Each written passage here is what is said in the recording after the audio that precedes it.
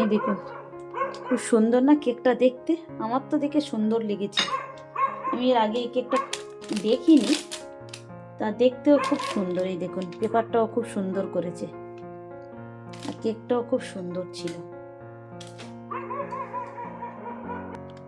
আর এই খাবারটা আমার ছেলে আর মেয়ে ভীষণ পছন্দ করে। এটা, এই রুটিটা ভিতরে একটু ক্রিম দেয়া থাকে, তো ওরা দুজন খুব পছন্দ করে।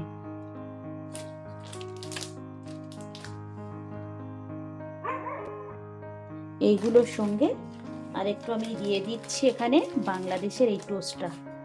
এই টোস্টগুলো খেতে কিন্তু অপূর্ব সুন্দর, অসাধারণ খেতে লাগে। এই টোস্টগুলো দেখেছেন এত পরিমাণের গায়ে একটা ক্রিম মতো থাকে। এর আগে দেখতাম ক্রিমটা সাদা থাকতো, আর এখন দেখছি একটু অন্যরকম কালারের।